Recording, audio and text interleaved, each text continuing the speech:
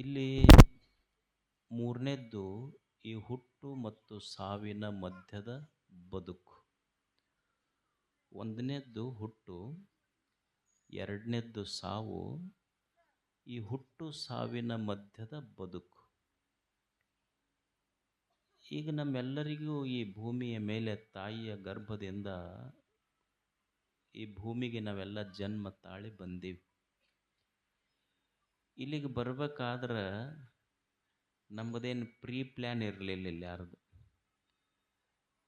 ಏನು ಗೂಗಲ್ನಾಗ ಅಪ್ಲಿಕೇಶನ್ ಹಾಕಿ ಬಂದಿಲ್ಲ ಯಾರು. ಏನು ನಮ್ಮ ಆಧಾರ್ ಕಾರ್ಡ್ ಮೊದಲ ಇತ್ತ, ಇಂಥವ್ರ ಹೊಟ್ಟೆಯೊಳಗೆ ಹುಟ್ಟಬೇಕು, ಈ ಊರಾಗ ಹುಟ್ಟಬೇಕು, ಈ ಮನೆತನದಲ್ಲಿನೇ ಹುಟ್ಟಬೇಕಂತ ಏನಿಲ್ಲ.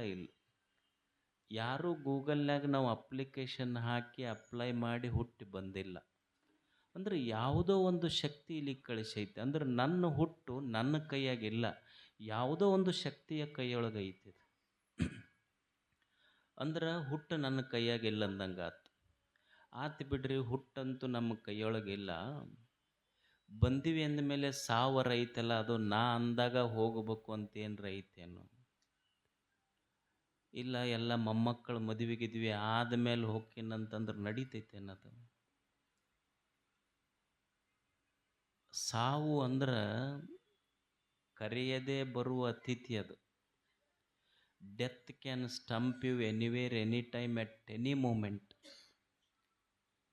ಸಾವೇನಾರ ನಮ್ಮ ಮಾತು ಕೇಳೈತೇನದು? ನಾವು ಬ್ಯಾಡ್ ಅಂದಾಗ ಬಿಟ್ಟೈತೇನು ನಮಗೆ? ಏನೂ ಇಲ್ಲ.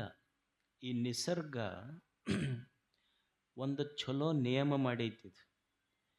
ಏನು ನಿಯಮ ಮಾಡೈತಿ ಅಂದ್ರೆ, ಹುಟ್ಟಿದ ಮಗುವಿನ ತೊಟ್ಟಿಲಿಗೂ ಒಂದು ಗಿಡ ಬೆಳೆಸಿದ್ರೆ ಸತ್ತ ಮನುಷ್ಯನ ಚಟ್ಟಕ್ಕೂ ಒಂದು ಗಿಡ ನಿಸರ್ಗ ಬೆಳೆಸೇ ಇಟ್ಟೈತಿ. ಹುಟ್ಟುವ ಮಗುವಿಗೆ ತೊಟ್ಟಿಲಿಗಾಗಿ ಒಂದು ಗಿಡ ಬೆಳೆದಿದ್ರೆ ಮುಂದೆ ನಮ್ಮ ಚಟ್ಟಕ್ಕೂ ನಿಸರ್ಗ ಒಂದು ಗಿಡ ಬೆಳೆಸೇ ಇಟ್ಟೈತಿ. ಅಂದ್ರೆ ಸಾವು ಸಹಿತ ನನ್ನ ಕೈಯೊಳಗಿಲ್ಲ. ಏನು ನಾ ಭಾಳ ದೊಡ್ಡವಿರ್ಬೋದು, ಭಾಳ ನಂದು ಹುಟ್ಟು ಹಬ್ಬ ಆಚರಣೆ ಮಾಡ್ಕೊತಿರ್ಬೋದು.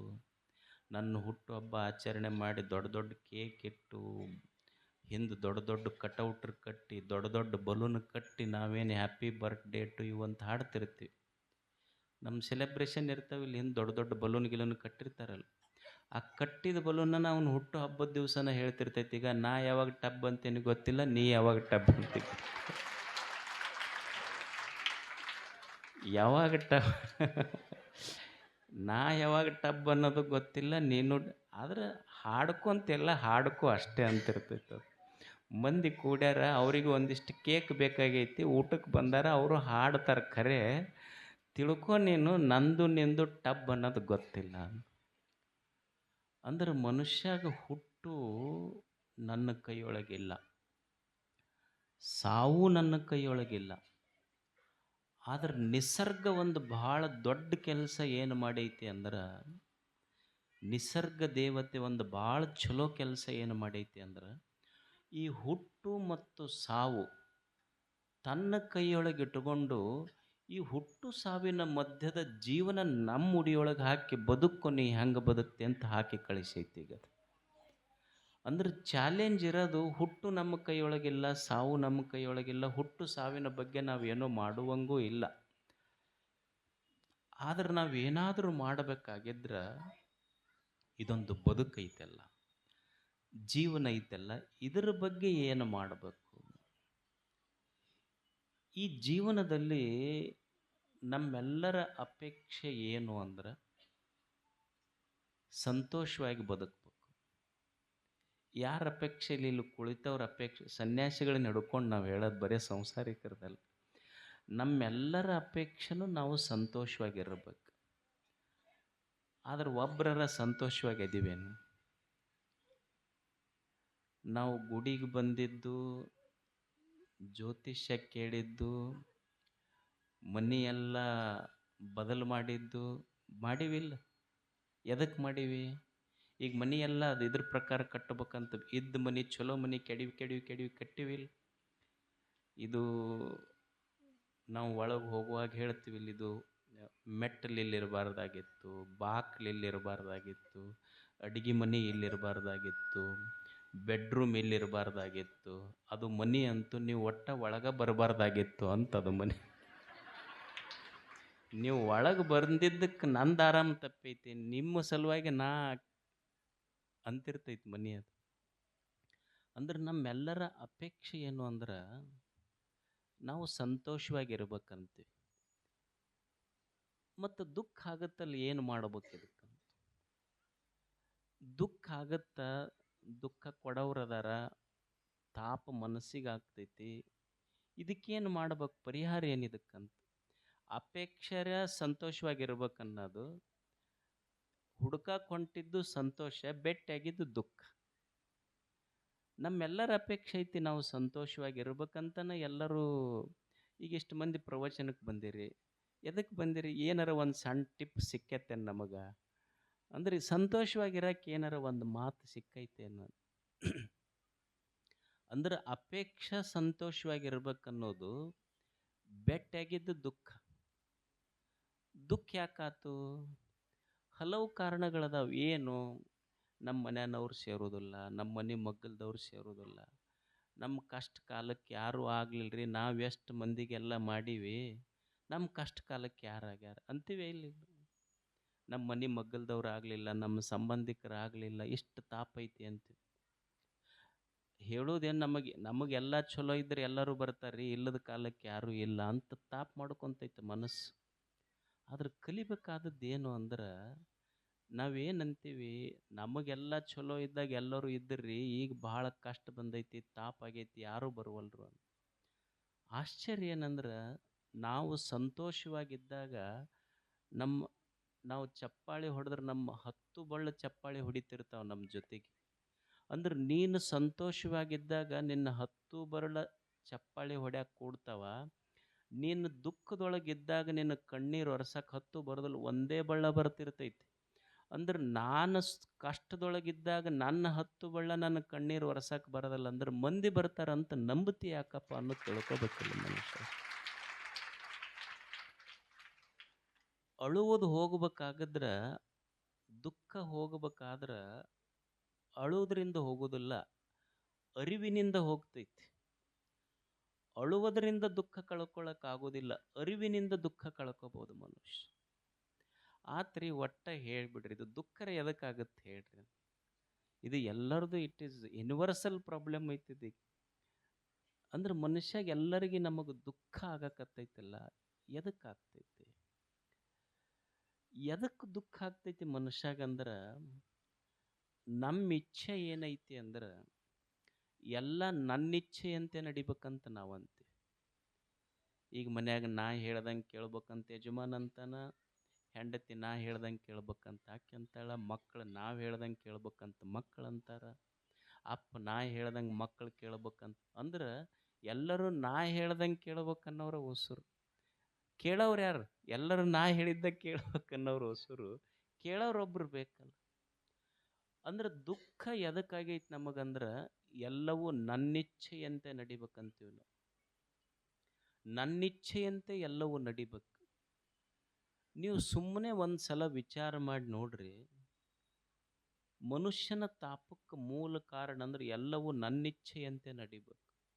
ನನ್ನಿಚ್ಛೆಯಂತೆ ಈ ಜಗತ್ತಿನಲ್ಲಿ ಏನಾದರೂ ನಡೀತೈತಾ? ನಮ್ಮಿಚ್ಛೆ ಏನು? ನಮ್ಮಿಚ್ಛೆ ಏನು ಅಂದ್ರೆ, ನಮ್ಮ ಶರೀರ ಸೊರಗಬಾರ್ದು, ಒಟ್ಟ ನಮ್ಮ ಮನ್ಯಾಗಿನ ಸಂಪತ್ತು ಕರಗಬಾರ್ದು, ನಮ್ಮ ಸಂಬಂಧಗಳು ಮುರಿಬಾರ್ದು, ನಮ್ಮ ಮನ್ಯಾಗ ಯಾರಿಗೆ ಸಾವು ಬರಬಾರ್ದು. ಇದು ನಮ್ಮ ಇಚ್ಛೆ. ಇದು ಆದರೆ ಇದು ತಡಿ ಹಿಡಿಲಿಕ್ಕೆ ಸಾಧ್ಯ ಐತೇನು? ನಮ್ಮ ಶರೀರ ಸೊರಗಬಾರ್ದು. ನಾವೆಷ್ಟು ಪ್ರಯತ್ನ ಮಾಡ್ತೀವಿ. ಈಗ ನಾವು ಮುಖಕ್ಕೆ ಒಟ್ಟು ರಿಂಕಲ್ ಬೀಳಬಾರ್ದಂತ ಎಲ್ಲ ವುಮೆನ್ ಎಲ್ಲರೂ ಪಾರ್ಲರ್ಗೆ ಹೋಗಿ ಬಂದವ್ರು ಅದಾರ. ಎದಕ್ಕೆ? ರಿಂಕಲ್ ಕಾಣಬಾರ್ದು ಮುಖದ ಮೇಲೆ. ಇವ ಎದಕ್ಕೆ ಹೋಗ್ಯಾನಂದ್ರೆ, ಅದೇನು ಫೇಶಿಯಲ್ ಏನೋ ಮಾಡಿಸ್ತಾರಲ್ಲ, ಅದಕ್ಕೆ ಏನಂತಾರೆ, ಅದಕ್ಕೆ ಹೋಗಿರ್ತಾರಿಲ್ಲ. ಎದಕ್ಕಂದ್ರೆ ಮುಖದ ಮೇಲೆ ರಿಂಕಲ್ ಕಾಣಬಾರ್ದು, ಮತ್ತು ನನಗೆ ಯಾರು ಓಣ್ಯಾಗ ಅಂಕಲ್ ಅನ್ನಬಾರ್ದು. ಅಂದ್ರೆ ಇವನಿಚ್ಛೆ ಏನು? ನನ್ನ ಮುಖದ ಮೇಲೆ ರಿಂಕಲ್ ಬರಬಾರ್ದು, ನನಗೆ ಯಾರು ಅಂಕಲ್ ಅನ್ನಬಾರ್ದು. ಅಂದ್ರೆ ಓಣ್ಯಾಗ ಇನ್ನೂ ಟ್ವಿಂಕಲ್ ಟ್ವಿಂಕಲ್ ಹಾಡ್ಕೊಂತ ಹೋಗ್ಬೇಕ, ಇನ್ನೂ ಹಾಡ್ಕೊಂತಿರ್ಬೇಕನ್ನ. ಅಲ್ಲ, ಇದು ಸಾಧ್ಯ ಐತೇನು? ಎಷ್ಟು ದಿವಸ ಅಂತ ಮುಚ್ಕೋಬಹುದು ನೀನು ಇದನ್ನು? ಈಗ ನೀ ಎಷ್ಟು ದಿವಸ ಅಂತ ಹೇರ್ ಡೈ ಹಚ್ಚಬಹುದು? ಒಂದು ದಿವಸ ಅದು ಅಂತಿರ್ತೈತಿ, ನನ್ನ ಬಣ್ಣ ನಾ ಹೋದ್ರೆ ನಿನ್ನ ಬಣ್ಣ ಬೈಲಿಗೆ ಬರ್ತೈತಿ ಊರಾಗ. ಅಂದ್ರೆ ಶರೀರನ ಎಷ್ಟ ಇಟ್ಕೊಂಡ್ರು ಒಂದು ದಿವಸ ಇದು ಸೊರಗುವುದಿದ್ರ ಧರ್ಮ ಐತಿದು. ಈಗ ಕುಂಬಳಕಾಯಿ ನಾ ಭಾಳ ಶ್ರೀಮಂತ ಅದೀನಿ ಅಂತ ತಿಳ್ಕೊಂಡು ಬಂಗಾರದ ಕಟ್ಟು ಹಾಕಿ ಸಿಟ್ರು ಕುಂಬಳಕಾಯಿ ಕೆಡುವುದನ್ನು ತಪ್ಪಿಸ್ಲಿಕ್ಕೆ ಹೆಂಗೆ ಆಗುವುದಿಲ್ಲವೋ, ಹಂಗೆ ನೀ ಎಷ್ಟೇ ಶ್ರೀಮಂತಿರು, ಬಡವಿರು, ಸನ್ಯಾಸಿರು, ದೇಹ ಶರೀರ ಸೊರಗುವುದನ್ನು ತಪ್ಪಿಸಲಿಕ್ಕೆ ಆಗುವುದಿಲ್ಲ ಅನ್ನೋ ಸತ್ಯ ತಿಳ್ಕೊಬೇಕು ಮನುಷ್ಯ. ಅಷ್ಟೇ ಇದ್ರೊಳಗೆ ಶರೀರ ಅಂದ ಮೇಲೆ ಸ್ವಲ್ಪ ಸೊರಗುವುದ, ರೋಗ ಬರುವುದ, ರುಜಿನಗಳು ಬರುವುದೇ, ಕೆಮ್ಮು ಬರುವುದೇ, ನೆಗಡಿ ಬರುವುದೇ. ನಾವು ಎಷ್ಟು ದೇವ್ರಿಗೆ ನಡ್ಕೊಂಡಿವ್ರಿ, ಎಷ್ಟು ದೀರ್ಘದಂಡ ನಮಸ್ಕಾರ ಹಾಕಿವಿ, ನಮಗೆ ಯಾಕೆ ಕಾಡ್ಬೇಕು ಅಂತೀವಿಲ್ಲ. ನಾವು ದೇವರಿಗೆ ಕಣ್ಬಟ್ಟು ಮಾಡಿಸಿಕೊಟ್ಟಿವಿ ಅಂತ ಅನ್ನೋದಿಲ್ಲ ಎಷ್ಟೋ ಮಂದಿ. ನಮ್ಮ ಕಣ್ಬಟ್ಟು ಅಂದ್ರೆ ಇವು ಕಣ್ಬಟ್ಟು ಮಾಡಿಸಿಕೊಟ್ಟಿಂದ ದೇವ್ರ ಕಣ್ಣು ಕಾಣಕತ್ತವನೇ, ಅವ್ರು ಮೊದಲು ಕಣ್ಣಕ್ಕ ಅಂದ್ರೆ ಮಜೆ ಹೆಂಗೈತಿ ನಮ್ದಂದು. ನಾವು ಕಣ್ಬಟ್ಟು ಮಾಡಿಸಿಕೊಟ್ಟಿವಿ ದೇವರಿಗೆ, ಆದರೂ ಯಾಕೆ ಕಾಡ್ಬೇಕು ನಮಗೆ? ಅಂದ್ರೆ ನಾವು ಏನು ಮಾಡಿದ್ರೂ ಸಹಿತ ಶರೀರ ಸೊರಗುವುದನ್ನು ನಿಲ್ಲಿಸ್ಲಿಕ್ಕೆ ಆಗೋದಿಲ್ಲ. ದೇಹ ಅಂದಮೇಲೆ ಸ್ವಲ್ಪ ಜ್ವರ ಬರ್ತಾವ, ಕೆಮ್ಮು ಬರ್ತಾವ, ನೆಗಡಿ ಬೀಳ್ತಾವ, ಬೀಳ್ತೀವಿ, ಏಳುತ್ತೀವಿ, ಸೊರಗ್ತೀವಿ. ಒಂದು ದಿವಸ ಸೊರಗತೈತಿ, ಶರೀರ ಸೊರಗುತೈತಿ ಅನ್ನುವ ಸತ್ಯ ತಿಳ್ಕೊಬೇಕು ಮೊದಲು. ನಮ್ಮ ಶರೀರ ಸೊರಗಬಾರ್ದು ಅಂದ್ರೆ ನಡೆಯುವುದಿಲ್ಲ. ಇದು ಶರೀರ ಸೊರಗುವುದೇ. ಇದು ಸಂಪತ್ತು ಕರಗುವುದೇ. ಯಾರ ಮನೆ ಸಂಪತ್ತಾದ್ರೆ ಏನು, ಒಮ್ಮೆ ಒಬ್ಬರು ಶ್ರೀಮಂತರಿರ್ಬೋದು, ಒಮ್ಮೆ ಶ್ರೀಮಂತಿಕೆ ಬರ್ತೈತಿ, ಒಮ್ಮೆ ಬಡತನ ಬರ್ತೈತಿ, ಬಡತನ ಬಂದ್ರೆ ಮತ್ತೊಮ್ಮೆ ಶ್ರೀಮಂತಿಕೆ ಬರ್ತೈತಿ. ಇದು ಒಂದು ಚೈನ್, ಇದು ಒಂದು ವೀಲ್ ಐತಿ. ಇದು ಜೀವನ ಚಕ್ರ ಅಂತ ಕರೀತಾರೆ. ಇದು ಉರುಳ್ತಿರ್ತೈತಿ. ಇದಕ್ಕೆಲ್ಲ ಹೊಂದ್ಕೋಬೇಕಾಗ್ತೈತಿ ಮನುಷ್ಯ, ಇದನ್ನು ತಿಳಿದು ಬದುಕಬೇಕಾಗ್ತೈತಿ ಅಷ್ಟೆ. ಏನ್ರಿ ನಮಗೊಂದು ಸ್ವಲ್ಪ ಲಾಸ್ ಆಯ್ತು, ಬಿಸ್ನೆಸ್ ಆಗೋದು ಒಮ್ಮೆ ಲಾಸ್ ಆಗುತ್ತಾ, ಮತ್ತೊಮ್ಮೆ ಬರ್ತೈತಿ, ಹಂಗ ಹೋಗೋದೈತಿ. ಅಲೆಕ್ಸಾಂಡರ್ ಮಹಾರಾಜ ಇದ್ದ, ಭಾಳ ದೊಡ್ಡ ಮಹಾರಾಜ, ಜಗತ್ತ ಗೆದ್ದಿನಂತಂದಿದ್ದವ. ಅವ ಕೊನೆಗೆ ಹೋಗುವಾಗ ಒಂದು ಮಾತು ಹೇಳ್ತಾನ, ಒಂದು ಮಾತು ಬರೀತಾರೆ. ಯಾರು ನಿಮ್ಮಂಥವ್ರಲ್ಲ, ದೊಡ್ಡ ಶ್ರೀಮಂತಿದ್ದ ಮಹಾರಾಜ, I am a poor king of rich kingdom. I am a poor king of rich kingdom. ನಾನು ಅತ್ಯಂತ ಶ್ರೀಮಂತ ರಾಜ್ಯದ ಬಡವ ದೊರೆ. ಯಾಕಂದ್ರೆ ನನ್ನ ರಾಜ್ಯ ಶ್ರೀಮಂತ ಇತ್ತು, ನಾನು ಬಡವಾದೆ. ಯಾಕಂದ್ರೆ ಹೋಗುವಾಗ ನಾನು ಎಲ್ಲವನ್ನು ಇಲ್ಲಿ ಬಿಟ್ಟು ಖಾಲಿ ಕೈಲಿಂದ ಹೋಗ್ತೀನಲ್ಲ.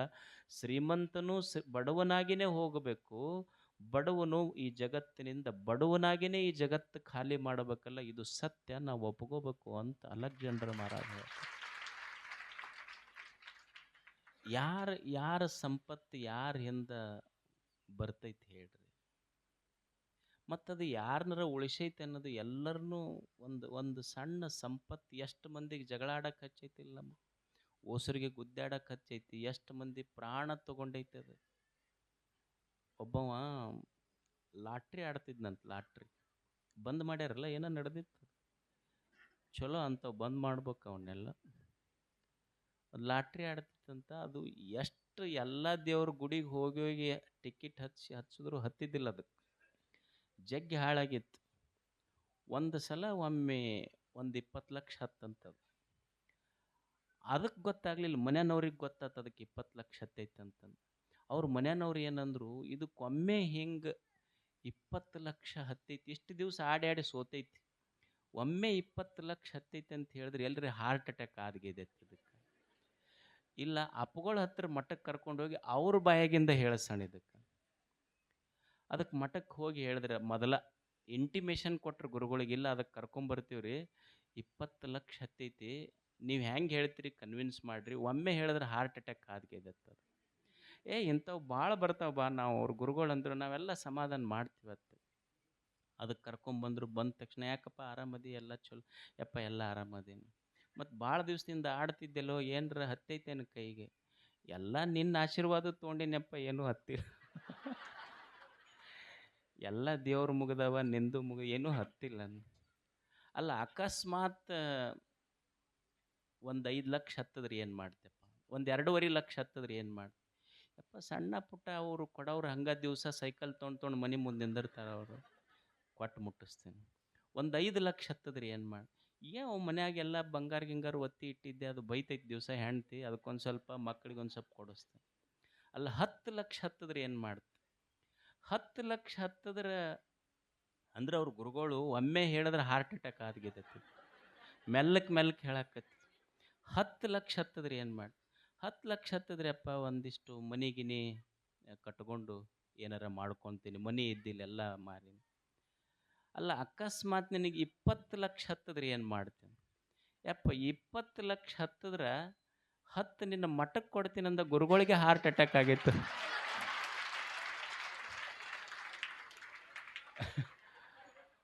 ಮುಟ್ಟಿ ನೋಡ್ತಾರ ಗುರುಗಳೇ ಇರಲಿಲ್ಲ, ಅವ ಆರಾಮಿದ್ದ.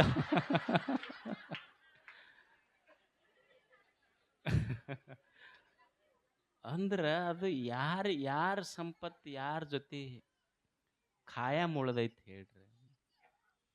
ಈಗ ನಾವು ಎಷ್ಟ ಪ್ರಯತ್ನ ಮಾಡಿದ್ರು ಎಷ್ಟು ನಮ್ಮ ಜೊತೆಗೆ ನೀವು ಕಾರ್ ಗಾಡಿಯಾಗಿದ್ರು ಒಂದು ಅರ್ಧ ಕ್ವಿಂಟಲ್ ನಿಮ್ಮ ಜೊತೆ ತೊಗೊಂಡು ಹೋಗ್ಬೋದು. ವಿಮಾನದಾಗ ಹೊಂಟ್ರೆ ಒಂದು 23 kg ಒಯ್ಬೋದು. ವಿಮಾನದಕ್ಕಿಂತ ಮ್ಯಾಲೆ ಹೊಂಟ್ರೆ ಖಾಲಿ ಕೈಲಿಂದನೂ ಹೋಗ್ಬೇಕು, ಏನೂ ಒಯ್ಯಾಕ ಬರೋದಿಲ್ಲ ಈ ಜಗತ್ತಿನಾಗ. ಅದಕ್ಕೆ ಕಲಿಯುವುದೇನೈತಿ ಅಂದ್ರೆ ನಾವು ನಮ್ಮ ಸಂಪತ್ತು ಕರಗಬಾರ್ದ್ರಿ. ಎಲ್ಲರೂ ಬೇಡ್ಕೊಂತೀವಿಲ್ಲ, ಆದ್ರೆ ಅದರ ಗುಣಧರ್ಮನೇ ಕರಗುವುದದು ಅಷ್ಟೇ. ಒಂದು ದಿವಸ ನನ್ನ ಹತ್ರ ಐತಿ ಅಂದ್ರೆ ಇನ್ನೊಂದು ದಿವಸ ನನ್ನ ಹತ್ರ ಇರೋದಿಲ್ಲ ಅದು.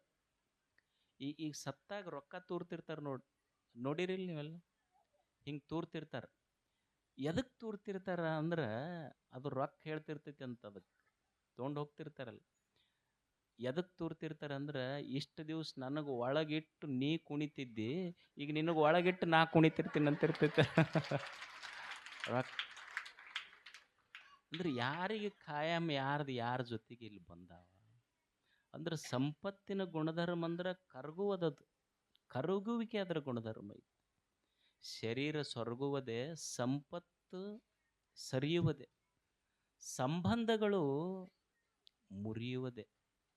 ಸಂಬಂಧ ಅಂದ್ರೆ ಏನು? ಒಂದು ದಿವಸ ಎಲ್ಲವೂ ಇದ್ದಂಗೆ ಇರ್ತಾವೇನು? ಒಂದು ದಿವಸ ಇಲ್ಲಿ ಇಲ್ಲಿ ಇಲ್ಲಿ ಎಂಥ ಏಕಲವ್ಯ ಎಂಥವನು, ದ್ರೋಣ ಎಂಥವರು, ಗುರು ಶಿಷ್ಯರ ಸಂಬಂಧ ಎಂಥದ್ದಿತ್ತು ಆಗಲಿಲ್ಲೇನು? ಒಂದು ದಿವಸ ರಾಮ ಎಂಥವನು, ದಶರಥ ಎಂಥವನು, ಒಂದು ದಿವಸ ಅಗಲತ ಇಲ್ಲ. ತಂದೆ ಮಗನಿಗೆ ಅಗಲುವ ಪ್ರಸಂಗ ಬಂತ ಇಲ್ಲೋ, ಗುರು ಶಿಷ್ಯರಿಗೆ ಅಗಲುವ ಪ್ರಸಂಗ ಬಂತ ಇಲ್ಲೋ, ಗಂಡ ಹೆಂಡತಿಗೆ ಅಗಲುವ ಪ್ರಸಂಗ ಬಂತೋ ಇಲ್ಲ. ಅಂದ್ರೆ ಸಂಬಂಧಗಳು ಖಾಯಂ ಹೆಂಗ ಇರ್ತಾವಂತಲ್ಲ, ಸ್ವಲ್ಪ ಹೆಚ್ಚು ಕಡಿಮೆ ಆಗ್ತಿರ್ತಾವ, ತಿಳ್ಕೊಬೇಕಷ್ಟೆ. ಈಗ ಮನ್ಯಾಗ ಜಗಳ ಆಗ್ತಿರ್ತಾವಿಲ್ಲ, ಮನ್ಯಾಗ ಒಂದು ಸ್ವಲ್ಪ ಆಗ್ತಿರ್ತಾವ, ತಡ್ಕೋಬೇಕಷ್ಟೆ. ಅಂದ್ರೆ ಇವು ಖಾಯಮ ಪ್ರೀತಿ ಇರೋದಿಲ್ಲ ಅಂತ ಒಂದು ಸ್ವಲ್ಪ ಜಗಳ ಆಗ್ತಿರ್ತಾವ. ಮತ್ತು ಸಂಸಾರ ಒಂದು ಸ್ವಲ್ಪ ಜಗಳ ಆಡ್ಬೇಕು, ಭಾಳ ಆಡಬಾರ್ದು. ಅಂದ್ರೆ ಹೊಡಪೆಟ್ಟಾಗಿ ಕೋರ್ಟ ತವ್ರ ಮನೆಗೆ ಹೋಗುವಷ್ಟಲ್ಲ, ಸುಮ್ಮನೆ ಆಡಬೇಕು, ಜಗಳ ತೆಗಿಬೇಕು. ನಿಮಗೆ ಹೇಳ್ತೀನಿ ಗಂಡು ಮಕ್ಕಳು ಯಾವಾಗ ತೆಗಿಬೇಕಂದ್ರೆ ಬೆಳಿಗ್ಗೆ ಟಿಫಿನ್ ಆದ ಕೂಡಲೇ ತೆಗಿಬೇಕು. ಇದು ಹುಚ್ಚು ಎದ್ದು ಕೂಡಲೇ ತೆಗಿತಿದ್ದು, ಅವ್ರಂದ್ರೆ ತಿನ್ನಂಗದ್ರಂತ ಹೊಂಟ್ರ ಅವ್ರಷ್ಟೆ. ಅಂದ್ರೆ ಇವು ಸಣ್ಣ ಸಣ್ಣ ಟಿಪ್ ಕಲಿಬೇಕಿವೆಲ್ಲ ಇವು. ನಿಮಗೆ ಹೆಂಗೆ ಗೊತ್ತಿರಿ ಅಂದ್ರೆ ದಿವಸ ಜಗಳ ಬಗೆಹರಿಸಿ ಇವು ಗೊತ್ತಾಗ್ಯಾವ. ಎಲ್ಲರ ಜಗಳ ತೊಗೊಂಡು ಬಂದು ಅವ್ರು ಏನೂ ಇಲ್ಲ, ಮಠ ಅಂದ್ರೆ ಏನು, ಒಟ್ಟು ಜಗಳ ಆಡಿದವ್ರು ತಂದು ಕುಂದಿರ್ತಾರೆ. ಅವ್ರು ಜಗಳ ಆಡೋದು ನಮ್ಮದು ಬಗೆಹರಿಸೋದಕ್ಕೆ. ಅಂದ್ರೆ ಸಂಬಂಧಗಳಂದ್ರೆ ಸ್ವಲ್ಪ ಹೆಚ್ಚು ಕಡಿಮೆ ಇರವ, ಮತ್ತು ಹೊಂದ್ಕೊಂಡು ಹೋಗೋದಿಲ್ಲ, ಸಂಬಂಧಗಳು ಮುರಿತಾವ. ಒಂದು ದಿವಸ ಸಾವು ಬರುವುದೇ ಅಷ್ಟೇ. ಇಲ್ಲಿ ಯಾರ ಖಾಯಂ ಇರಕ್ಕೆ ಬಂದಿವೇನು? ಅದಕ್ಕೆ ಇಲ್ಲಿ ನಮ್ಮಿಚ್ಛೆಯಂತೆ ಏನೂ ನಡೆಯುವುದಿಲ್ಲ. ಈ ಜಗತ್ತಿನಲ್ಲಿ ಒಂದೇನೋ ನಿಸರ್ಗದ ಇಚ್ಛೆ ಐತಿ, ಅದರ ಇಚ್ಛೆಗೆ ನಾವು ಹೊಂದ್ಕೊಂಡು ಬದುಕಬೇಕಾಗ್ತೈತಿ. ಇಲ್ಲಿ ನಮ್ಮಿಚ್ಛೆಯಂತೆಯೇ ಎಲ್ಲ ನಡಿಬೇಕು ಅಂದ್ರೆ ದುಃಖ ಐತಿ, ತಾಪ ಐತಿ ಮನಸ್ಸಿಗೆ. ನಿಸರ್ಗದ ಇಚ್ಛೆಗೆ ನಾನು ಹೊಂದ್ಕೊಂಡು ಇಲ್ಲಿ ಬದುಕಬೇಕಾಗ್ತೈತಿ. ಈಗೊಂದು ಗಿಡ ಐತಿ, ಗಿಡದೊಳಗೆ ಒಂದು ಎಲೆ ಇರ್ತೈತಿ. ಗಿಡದೊಳಗಿರುವ ಎಲಿ ಅಕಸ್ಮಾತ್ ನಾ ಅಳ್ಳಾಡ್ದಾಗ ಗಿಡ ಅಳ್ಳಾಡ್ಬೇಕು, ನಾ ಸುಮ್ಮನಿದ್ರೆ ಗಿಡ ಸುಮ್ಮನೆ ಇರ್ಬೇಕಂತಂದ್ರೆ ನಡೀತೈತೇನು? ಇಲ್ಲ. ಎಲಿ ಹೇಳ್ದಂಗೆ ಗಿಡ ಕೇಳಲಿಕ್ಕಾಗೋದಿಲ್ಲ, ಗಿಡ ಅಳ್ಳಾಡ್ದಾಗ ಎಲಿ ಅಳ್ಳಾಡಬೇಕಾಗ್ತೈತಿ. ಹಂಗ ಈ ಜಗತ್ತು ಅನ್ನೋದೊಂದು ವಿಶಾಲ ವೃಕ್ಷದೊಳಗೆ ನನ್ನ ಬದುಕು ಅನ್ನೋದೊಂದು ಸಣ್ಣ ಎಲಿ ಅಷ್ಟೇ. ಇದು ನಿಸರ್ಗ ಯಾವಾಗ ಬಾ ಅಂದೈತಿ ಅವಾಗ ಬರಬೇಕು, ಯಾವಾಗ ಹೋಗಿ ಅಂದೈತಿ ಅವಾಗ ಹೋಗಬೇಕಷ್ಟೇ. ನಿಸರ್ಗವೆಂಬ ವೃಕ್ಷದ ಒಂದು ಸಣ್ಣ ಎಲಿ ಅಂತ ತಿಳ್ಕೊಂಡು ಬದುಕುವುದು ಕಲಿಬೇಕು ಮನುಷ್ಯ. ನಾನಿಲ್ಲ ಇಲ್ಲಿ ನನ್ನಿಚ್ಛೆಯಂತೆ ಯಾವುದು ನಡೆದದ, ನಮಗೆ ನಾವು ಬೇಕಂದಿದ್ದೆಲ್ಲ ಸಿಕ್ಕಿಲ್ಲ ಅಂತಲ್ಲ, ಬೇಕಂದಿದ್ದೆಲ್ಲ ಸಿಕ್ಕೈತೇನು ಜಗತ್ತಿನಲ್ಲಿ?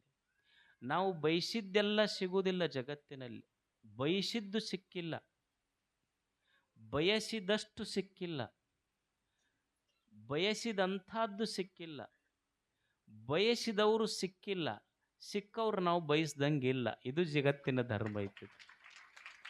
ಮಜಾ ಅಂದ್ರೆ ಬಯಸಿದ್ದು ಸಿಕ್ಕಿಲ್ಲ, ಬಯಸಿದಷ್ಟು ಸಿಕ್ಕಿಲ್ಲ, ಬಯಸಿದಂಥದ್ದು ಸಿಕ್ಕಿಲ್ಲ, ಬಯಸಿದವರು ಸಿಕ್ಕಿಲ್ಲ, ಸಿಕ್ಕವ್ರು ನಾವು ಬಯಸ್ದಂಗಿಲ್ಲ. ಮಜಾ ಐತಿ ಇದು ಜಗತ್ತು. ಅದಕ್ಕೆ ಇದನ್ನು ಅರಿತು ಬದುಕುವುದು ಮನುಷ್ಯ ಅಷ್ಟೇ. ಏನು ಜಗತ್ತಿನ ಗುಣಧರ್ಮ ಐತಿ ಅದನ್ನು ಒಪ್ಪಿಕೊಂಡು ದೇವರು ಏನು ಕೊಟ್ಟಾನ ಅದರೊಳಗೆ ಸಂತೋಷವಾಗಿ ಬದುಕ್ತಾ ಬದುಕ್ತಾ ಬದುಕ್ತಾ ಹೋಗಿಬಿಡೋದು ಮನುಷ್ಯ ಅಷ್ಟೆ. ಏನು ದೇವರು ಕೊಟ್ಟಾನ ಅದನ್ನು ಸಂತೋಷ ಪಡಬೇಕಷ್ಟೆ.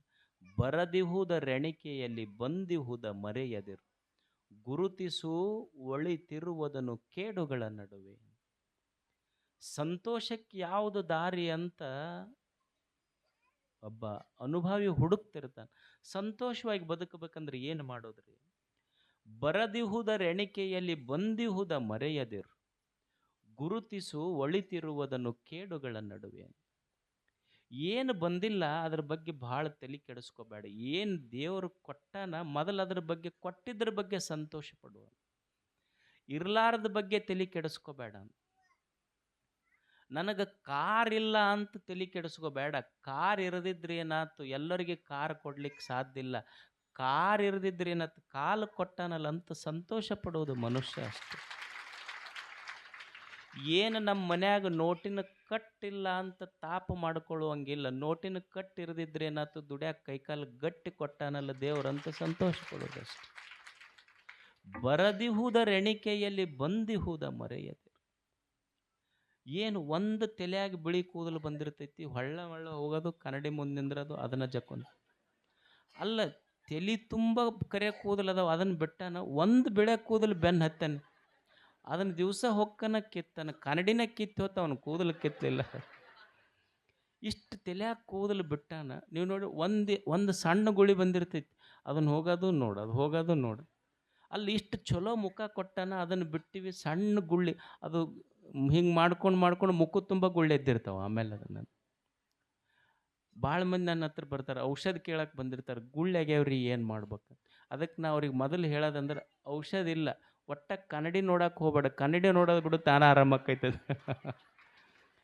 ಅಂದ್ರೆ ಏನು ಇಲ್ಲ ಅದ್ರ ಬಗ್ಗೆ ತಲೆ ಕೆಡಿಸ್ಕೋಬೇಡ. ದೇವರು ಮೊದಲು ಏನು ಕೊಟ್ಟಾನ ಅದನ್ನು ಉಂಡು ಸಂತೋಷ ಪಡ್ಬೇಕು. ದೇವ್ರು ಇನ್ನೊಬ್ಬರ ತಾಟಿನೊಳಗೆ ಏನು ಹಾಕ್ಯಾನ ಅದನ್ನು ನೋಡಂಗಿಲ್ಲ, ಸಂತೋಷ ಪಡ್ಬೇಕಲ್ಲ ಮನುಷ್ಯ. ರವೀಂದ್ರನಾಥ್ ಟ್ಯಾಗೋರ್ ಇದ್ದರು. ರವೀಂದ್ರನಾಥ್ ಟ್ಯಾಗೋರ್ ಅವರ ತಂದೆ ದೇವೇಂದ್ರನಾಥ್ ಟ್ಯಾಗೋರ್. ಅವರು ಒಂದು ದಿವಸ ಅವ್ರಿಗೊಂದು ಮನಸ್ಸಿಗೆ ಭಾಳ ಏನೋ ಚಿಂತೆ ಇತ್ತು, ಖಿನ್ನತೆ ಇತ್ತು, ದುಃಖ ಆಗಿತ್ತು. ಅವರು ಮನೆ ಬಂಕ್ ಇರ್ತಾವಲ್ಲ, ಬಂಕ್ದಾಗ ಕುಂತಿದ್ರಂತ. ಭಾಳ ಏನೋ ಚಿಂತೆ ಆಗಿತ್ತು ಮನಸ್ಸಿಗೆ.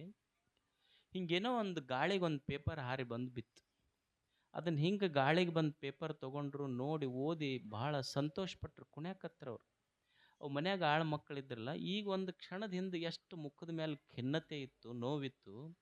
ಈಗೇನೊಂದು ಪೇಪರ್ನಾಗ ಏನೋ ಒಂದು ಸಿಕ್ತು, ಓದಿ ಎಷ್ಟು ಸಂತೋಷ ಪಡಕತ್ತೀರಲ್ಲ, ಏನಾರ ಐತೆ ಅದ್ರಾಗ.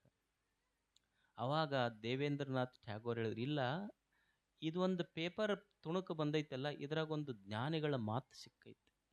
ಅದರೊಳಗೆ ಇಷ್ಟು ಒಂದು ಚಲೋ ಮಾತು ಬರ್ದಾರಲ್ಲ, ಇದನ್ನು ನಾನು ಅಷ್ಟೇ ಅಲ್ಲ, ಜಗತ್ತಿನೊಳಗೆ ಯಾರ ಕಿವ್ಯಾಗಿ ಈ ಶಬ್ದ ಬೀಳ್ತಾವ ಎಲ್ಲರ ಹೃದಯಕ್ಕೂ ಸಂತೋಷ ಕೊಡ್ತೈತಿ ಈ ಶಬ್ದ. ಅವಾಗ ಅವ್ರ ಸೇವಕರ ಆಳು ಮಕ್ಕಳಂದ್ರು, ಏನಾರ ಬರ್ದೈತಿ ಪೇಪರ್ನ್ಯಾಗ? ಏನಿಲ್ಲ.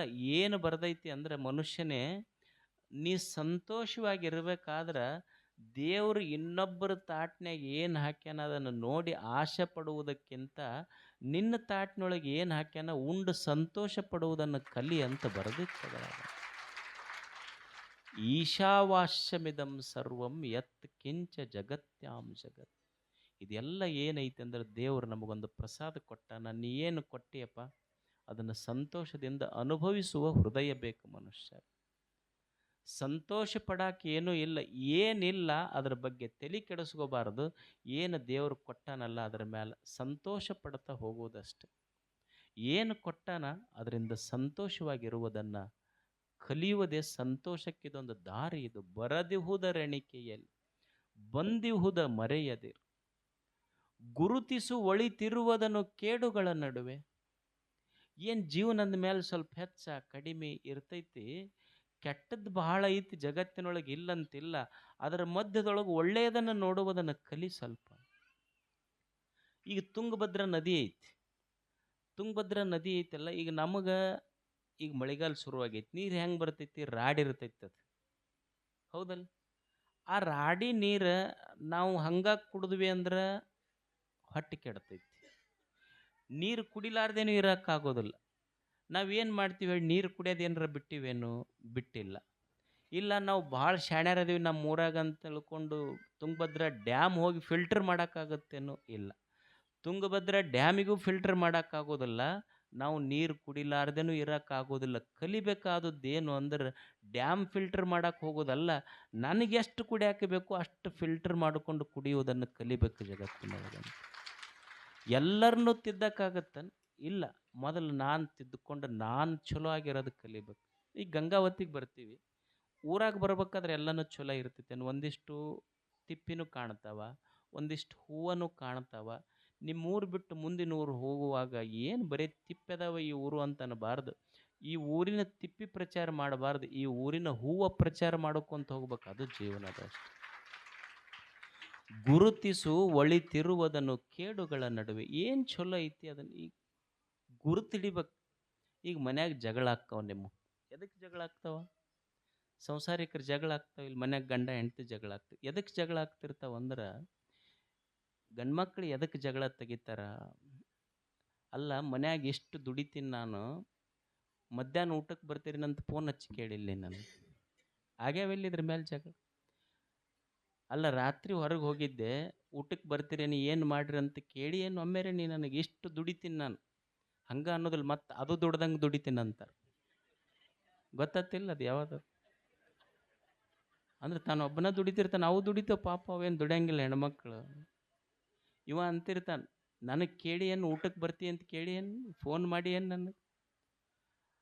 ಅಲ್ಲ, ಅವರ ಯಾಕೆ ಕೇಳ್ಬೇಕಪ್ಪ ನಿನಗೆ? ನೀನು ಒಮ್ಮೆ ಕೇಳಿ, ನಾನು ಬರೋದು ಲೇಟ್ ಆಗೈತಿ, ನೀವು ಊಟ ಮಾಡಿ ಇಲ್ಲಿ, ನೀವು ಊಟ ಮಾಡಂತ ನೀನು ಒಮ್ಮೆ ಫೋನ್ ಹಚ್ಚಿ ಹೇಳ್ಬೇಕು ನೋಡೋಣ. ಗುರುತಿಸು ಅವು ನೋಡು. ನೀನು ಸ್ಯಾಟರ್ಡೆ ಹಾಫ್ ಡೇ ಐತಿ ನಿಮಗೆ, ಸಂಡೇ ಸೂಟಿ ಐತಿ. ಪಾಪ ಹೆಣ್ಮಕ್ಳಿಗೆ ಎಂದರ ಸಂಡೇ ಐತೆ ಅಂತ ಅಡುಗೆ ಮಾಡೋದು ಬಿಟ್ಟಾರನ್? ಅವು ಸಂಡೇ ಇಲ್ಲ, ಸ್ಯಾಟರ್ಡೆ ಇಲ್ಲ, ಪ್ರತಿನಿತ್ಯ ಕೆಲಸ ಮಾಡ್ಬೇಕು. ಏನು ಕಂಪ್ನ್ಯಾಗ ಶಿಫ್ಟ್ ವೈಸ್ ಇರ್ತೈತಲ್ಲ, ಹಂಗೇನ್ರ 8 ಅವರ್ಸ್ಗೊಮ್ಮೆ ಮೇನ್ರ ಕೆಲಸ ಇರ್ತೈತೆ? ಶಿಫ್ಟ್ ಇಲ್ಲ. ಆದ್ರೆ ಅವು ಎದಕ್ಕೆ ಕೆಲಸ ಮಾಡ್ತಾವಂದ್ರೆ, ಶಿಫ್ಟ್ ಇಲ್ಲ ಆದ್ರೆ ನನ್ನ ಗಂಡ ಮಕ್ಕಳನ್ನ ನಮ್ಮ ಗಿಫ್ಟ್ ಅಂತ ತಿಳ್ಕೊಂಡು ಕೆಲಸ ಮಾಡ್ತಿರ್ತಾವೆ. ಅವರೇನು ಹೊಡಿಲಿಲ್ಲ, ನೀವು ಅಷ್ಟ ಹೊಡೆದಿಲ್ಲ. ಅವು ನಮ್ಮ ಯಜಮಾನ ಮಕ್ಕಳು ನಮ್ಮ ಗಿಫ್ಟ್ ಅಂತ ತಿಳ್ಕೊಂಡು ಕೆಲಸ ಮಾಡ್ತಿರ್ತಾವೆ.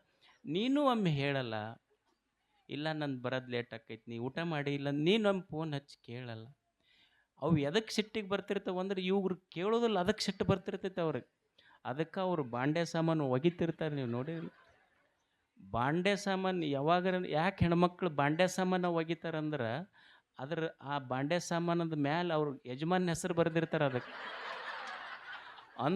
ಅದಕ್ಕೆ ಪಾತ್ರೆಗೆ ಇಕ್ಕರಿಸಿದ್ರೆ ಅವ್ರಿಗೆ ಇದಕ್ಕೆ ಇಕ್ಕರಿಸ್ದಂಗೆ ಅಷ್ಟು ಖುಷಿ ಹಾಕಿರ್ತೈತೆ. ಅಂದ್ರೆ ನೀನು ಒಮ್ಮೆ ಕೇಳಷ್ಟು. ಗುರುತಿಸು ಒಳಿತಿರುವುದನ್ನು ಕೇಡುಗಳ ನಡುವೆ. ನೀನು ಒಮ್ಮೆ ಫೋನ್ ಮಾಡಿಲ್ಲ, ನಾ ಬರೋದು ಲೇಟ್ ಆಗ್ತೈತಿ, ನೀನು ಉಣ್ಣಂತೆ ಸಂತೋಷ ಆಕ್ಕೈತೆ ಅವಕ್ಕೆ. ಹೊಂದಾಣಿಕೆ ಜೀವನದಲ್ಲಿ ಅಷ್ಟೇ. ಇದ್ರೊಳಗೆ ಬರೇ ಕೆಟ್ಟದ್ದು, ಗಂಡ ಹೆಂಡತಿಯಲ್ಲಿ ಕೆಟ್ಟದ್ದು, ಹೆಂಡತಿ ಗಂಡನಲ್ಲಿ ಕೆಟ್ಟದ್ದನ್ನು ಎಷ್ಟು ದಿವಸ ಅಂತ ಸಂಸಾರದ ಈ ರಥ ಸಾಗಿಸೋದು ಕೆಟ್ಟದ್ದನ್ನು ಗುರುತಿಸಿ, ಗಂಡನಲ್ಲಿರುವ ಒಳ್ಳೆಯದನ್ನು ಹೆಂಡತಿ ಗೌರವಿಸುವುದನ್ನು, ಗಂಡನಲ್ಲಿರುವ ಒಳ್ಳೆಯದನ್ನು ಹೆಂಡತಿ, ಹೆಂಡತಿಯಲ್ಲಿರುವ ಒಳ್ಳೆಯದನ್ನು ಗಂಡ ಯಾವಾಗ ಗೌರವಿಸುವುದನ್ನು ಕಲಿತಾನ, ಆವಾಗ ಸಂಸಾರದ ರಥ ಸುಸೂತ್ರವಾಗಿ ಸಾಧ್ಯತೆ. ಇದು ಕಲಿಯುವುದಷ್ಟೇ. ಅದಕ್ಕೆ ಸಂತೋಷವಾಗಿರ್ಬೇಕಾದ್ರೆ ಬರೇ ಕೆಟ್ಟದ್ದು ನೋಡೋದಲ್ಲ, ಒಳ್ಳೇದೇನೈತಿ ಅದ್ರ ಕಡೆ ಮನಸ್ಸು ಕಳಿಸ್ಬೇಕು ಮನುಷ್ಯ.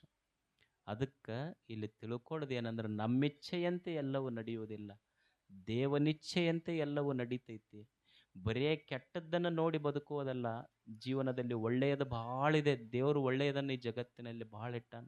ಕೆಟ್ಟವ್ರದಾರ, ಕೆಟ್ಟದ್ದೈತೆ, ಅದ್ರ ಬಗ್ಗೆ ಭಾಳ ತಲೆ ಕೆಡಿಸ್ಕೋಬಾರ್ದು. ಇರ್ತೈತಿ, ಒಂದು ಸ್ವಲ್ಪ ತಾಪ ಆಗ್ತೈತಿ, ಆಗೋದಿಲ್ಲ ಅಂತಲ್ಲ. ಒಳ್ಳೆಯದು ಭಾಳಿದೆ, ಒಳ್ಳೆಯವರು ಭಾಳ ಅದಾರ. ಅದನ್ನು ನೋಡಿ ಜೀವನವನ್ನು ಒಂದು ಸಂತೋಷವಾಗಿ ಕಟ್ಟಿಕೊಂಡು, ಇದೊಂದು ಜಾತ್ರೆ ಮುಗಿಸೋದಷ್ಟೇ. ನಾವೆಲ್ಲ ಜಾತ್ರೆ ಮಾಡಕ್ಕೆ ಬಂದೀವಿ, ಇಲ್ಲಿ ಖಾಯಂ ಯಾರೂ ಇರಕ್ಕೆ ಬಂದಿಲ್ಲ.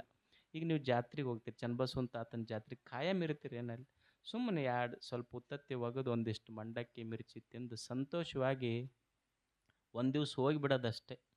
ಒಂಥರ ಇದು ಏನಂದ್ರೆ ಜೀವನ ಅಂದ್ರೆ, ಇಲ್ಲಿಗೆ ಎದಕ್ಕೆ ಬಂದು ಪಿಕ್ನಿಕ್ಕಿಗೆ ಬಂದಂಗೆ ಒಂಥರ. ಪಿಕ್ನಿಕ್ ಕಳಿಸಿರ್ತೀರಲ್ಲ ಮಕ್ಕಳಿಗೆ, ನೀವು ಎಲ್ಲಿಗೆ ಕಳಿಸಿರ್ತೀರಿ? ಪಿಕ್ನಿಕ್ಕಿಗೆ ಕಳಿಸಿರ್ತೀರಿ ನೋಡಿ, ಮಕ್ಕಳಿಗೆ ತಾಯಂದ್ರಿಗೆ ಕಳಿಸಿರೋದಿಲ್ಲ.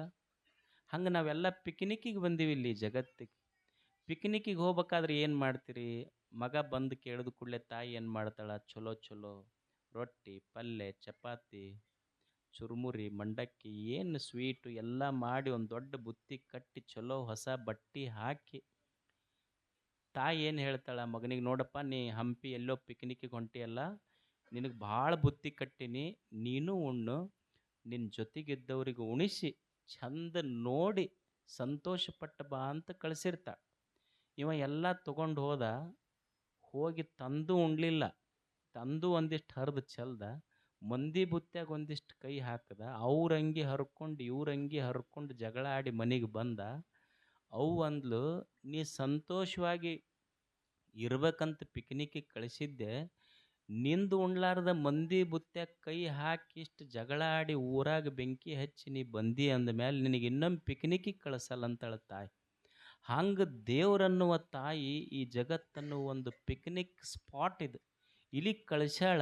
ನಾವು ನಂಬುದು ಒಂದಿಷ್ಟು ಏನು ದೇವ್ರು ನಮ್ಮ ತಾಟ್ನ್ಯಾಗ ಹಾಕ್ಯಾನ, ಇನ್ನೊಬ್ರಿಗೆ ಒಂದು ತುತ್ತು ಕೊಟ್ಟು ನಾನೂ ಸಂತೋಷಪಟ್ಟು ಅವರಿಗೆ ಸಂತೋಷವಾಗಿರಾಕೆ ಬಿಟ್ಟು ಹೋದ್ರೆ ಅವ ಮತ್ತೆ ಇನ್ನೊಮ್ಮೆ ಪಿಕ್ನಿಕ್ಕಿಗೆ ಕಳಿಸ್ತಾಳಾಕಿ. ಮತ್ತಿಲ್ಲ ಅಂದ್ರೆ ಇದೇ ಲಾಸ್ಟ್ ಪಿಕ್ನಿಕ್ ಅಂತ ತಿಳ್ಕೊಂಬಿಡೋದು ಅಷ್ಟೇ. ಈಗ ನಮ್ಗೆ ಯಾರೂ ಹೇಳ್ಬೇಕಾಗಿಲ್ಲ, ನಮ್ಮ ಪಿಕ್ನಿಕ್ ನಾವೇ ಡಿಸೈಡ್ ಮಾಡೋದು. ಊರಾಗ ದೀಪ ಹಚ್ಚೋ ಕೆಲಸ ಮಾಡಿದ್ವಿ, definitely with confidence I should say that next time again I will come here. ಮತ್ತು ಊರಾಗ ಬರೀ ಬೆಂಕಿ ಹಚ್ಕೊಂಡು ಇನ್ನೊಬ್ಬರ ಮನ್ಯಾಗ ಜಗಳ ಹಚ್ಕೊಂತ ಹೋಗಿದ್ದೆ ಅಂದ್ರೆ ನಂದು ನಾನಾ ಡಿಸೈಡ್ ಮಾಡ್ಕೊ, ಇಟ್ ಈಸ್ ಲಾಸ್ಟ್ ಪಿಕ್ನಿಕ್ ಅಂತ ನೀನೇ ಹೋಗಿಬಿಡೋದು, ಯಾರೂ ಹೇಳ್ಬೇಕಾಗಿಲ್ಲ.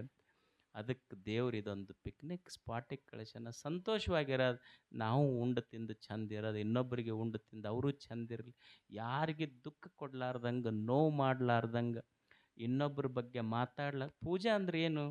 ಪೂಜಾ ಅಂದ್ರೆ ಬರೀ ದೇವ್ರ ಮೇಲೆ ಹೂವು ಏರ್ಸೋದು, ಪತ್ರಿ ಏರ್ಸೋದಲ್ಲ. ಬಸವಣ್ಣವ್ರು ಎಷ್ಟು ಚಂದ ಹೇಳ್ತಾರೆ, ನಡೆಯಲರಿಯದೆ ನುಡಿಯಲರಿಯದೆ ಲಿಂಗವ ಪೂಜಿಸಿ ಫಲವೇನಯ್ಯ. ಎಷ್ಟು ಚಂದ ಮಾತು ಹೇಳ್ತಾರೆ. ಪೂಜಾ ಅಂದ್ರೆ ಏನು? ನೀ ಬರೇ ದೇವ್ರ ಮೇಲೆ ಹೋಗಿ ಹೂವು ಏರಿಸ್ದಿ, ಪತ್ರಿ ಏರಿಸ್ದಿ, ಆರತಿ ಬೆಳಗದಿ, ಇದು ಪೂಜಾ. ಆದರೆ ಇದು ಅಷ್ಟೇ ಪೂಜಾ ಅಲ್ಲ. ನಿಜವಾದ ಪೂಜಾ ಅಂದ್ರೆ ನೀ ಎಲ್ಲಿ ಬದುಕ್ತಿಯಲ್ಲ, ಇನ್ನೊಬ್ಬರ ಮನಸ್ಸಿಗೆ ನಿನ್ನಿಂದ ನೋವಾಗಲಾರ್ದಂಗೆ ನೀ ಬದುಕದಿ ಅಂದ್ರೆ ಅದು ನಿಜವಾದ ದೇವ ಪೂಜಾ ಅಂತ, ಅದು ಮಹಾಪೂಜಾ. ಅದಕ್ಕೆ ಮನುಷ್ಯ ಕಲಿಯುವುದು ಅಂದರೆ ಇನ್ನೊಬ್ಬರ ಮನಸ್ಸಿಗೆ ನೋವಾಗದಂತೆ, ನೋವು ಮಾಡದಂತೆ ನಾನು ಸಂತೋಷವಾಗಿದ್ದು ನನ್ನ ಸುತ್ತ ಇರೋರು ಸಂತೋಷವಾಗಿರಲಿ ಅಂತ ಹೋದ್ರೆ ಅದು ನಿಜವಾದ ಪೂಜಾ ಅಂಥೇಳಿ. ಇಲ್ಲಿ ನೀಲಕಂಠೇಶ್ವರ ಹೆಸರು ಎಷ್ಟು ಚಂದ ಐತೆ ನೋಡ್ರಿ. ನೀಲಕಂಠ ಅಂದ್ರೆ ಅದೊಂದು ದೊಡ್ಡ ಕಥೆನೇ ಐತೆ, ಮಿಥಾಲಜಿ ಅಂತಾರೆ ಅದಕ್ಕೆ. ಒಂದು ಕತೆ ಐತಿ, ಏನಂದ್ರೆ ಸಮುದ್ರ ಮಥನ ಆಯ್ತು, ಅಸುರರಿಗೆ ಯುದ್ಧ ಆಯ್ತು, ಸಮುದ್ರ ಮಂಥನದಲ್ಲಿ ಅಮೃತ ಹುಡ್ಕಕ್ಕೆ ಹೋಗಿ ವಿಷ ಬಂತು, ಹಲ ಬಂತು. ವಿಷ ಬಂದ ಕೂಡಲೇ ನಾವಲ್ಲೆ ಅಂತ ಎಲ್ಲರೂ ಓಡಾಕತ್ರು. ಆದ್ರೆ ಎಲ್ಲರೂ ಕೋಮಾದಾಗ ಹೊಂಟ್ರು.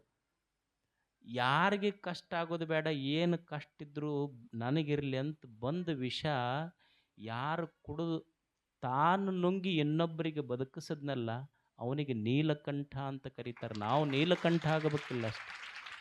ಅಂದರೆ ಜಗತ್ತು ಕೆಡಿಸುವಂಥ ವಿಷ ತಾನು ನುಂಗಿ ತನ್ನ ಕಂಠದೊಳಗೆ ಇಟ್ಟುಕೊಂಡು ನನ್ನ ಸುತ್ತ ಇರೋರು ಸಂತೋಷವಾಗಿರ್ಲಂತ ಯಾರ ಭಾವನೆ ಐತಲ್ಲ, ಅವ ಒಬ್ಬನೇ ನೀಲಕಂಠ ಅಲ್ಲ. ನನ್ನ ಸುತ್ತ ಇರೋರು ಸುಖವಾಗಿರಲಿ, ಏನು ಕಷ್ಟ ಬಂದರೂ ನನಗಿರಲಿ ಅಂತ ಯಾವನ ಹೃದಯದೊಳಗೈತಿ ಅವನ್ ನೀಲಕಂಠ ಅಷ್ಟೇ. ನಾವೆಲ್ಲರೂ ನೀಲಕಂಠ ಆಗ್ಬೋದು. ಅಂಥ ಒಂದು ಪವಿತ್ರ ತಾಣ ಇಲ್ಲಿ. ಈ ಸಮಿತಿಯವ್ರು ಏನದಾರ ಒಟ್ಟು ಹೊಸದು ಮಾಡ್ತಾರೆ. ಭಾರಿ ಅಟ್ರ್ಯಾಕ್ಷನ್ ಇರ್ತೈತಿ. ಒಂದು ಸಲ ಬಂದಾಗ ಇದನ್ನು ಮಾಡಿದ್ರು, ಇದೆಲ್ಲ ಗ್ರನೈಟು ಮಾರ್ಬಲ್ ಸ್ವಚ್ಛ ಇಟ್ಟಿರ್ತಾರೆ. ಮತ್ತು ಆಮೇಲೆ ಈ ಸಲ ಬೆಳ್ಳಿ ಕವಚ.